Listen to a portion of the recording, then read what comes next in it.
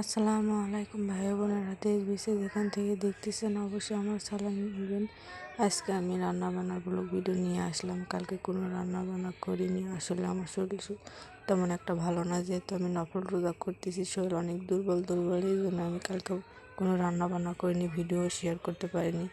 এই যেখানে আপনার ঢেঁড়স আলু ঝোল করতেছি, মাছ দিয়ে দুপুরবেলায় রান্না করতেছি, যেহেতু আপনাদের ভাইয়া রোজা নেই, ওর জন্য রান্না করতেছি। যেহেতু আপনাদের ভাইয়া গাড়ি নিয়ে আসার পরে খাবে, যেহেতু আজকে কারেন্টও ছিল না আমাদের, এই জন্য চুলায় ভাত রান্না করছি। যেখানে তরকারিটাও বসাই দিয়েছি, মাছটা আগে ভাজা নিয়েছি লবণ হলুদ দিয়ে, যেখানে পেঁয়াজটা ভেজে নিয়ে তার ভিতরে গোটা জিরা দিয়ে দিয়েছি, দিয়ে নাড়াচাড়া করে আদা রসুন বাটা দিয়ে দিলাম, 1 চামচ লবণ দিলাম, 1 চামচ মরিচের গুঁড়ো দিলাম, 1/2 চামচ হলুদের গুঁড়ো দিলাম, আর ধনিয়ার গুঁড়ো দিছি, কিন্তু ওটা স্কিপ হয়ে গেছে। যে সামান্য একটু পানি দিলাম, দিয়ে মশলাটা ভালো করে কষে নিব।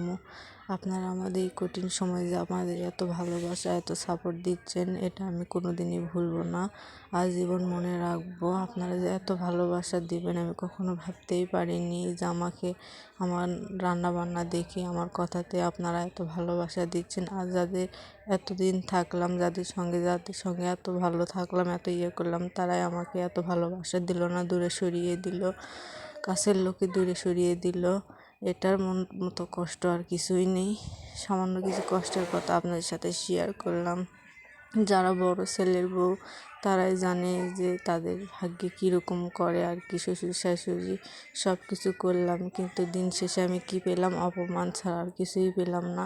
এই যেখানে মশলাটা কষাই নিয়ে যেখানে ঢেঁড়স আর আলুটা কষাই নিচ্ছি, রান্নাটা ভালোই হবে মনে হচ্ছে। যেখানে পরিমাণ মতো ঝোল দিয়ে মাছটা উপরে দিয়ে দিলাম, দিয়ে এই যে রান্না শেষ। ভালো থাকবেন সবাই, আল্লাহ হাফেজ।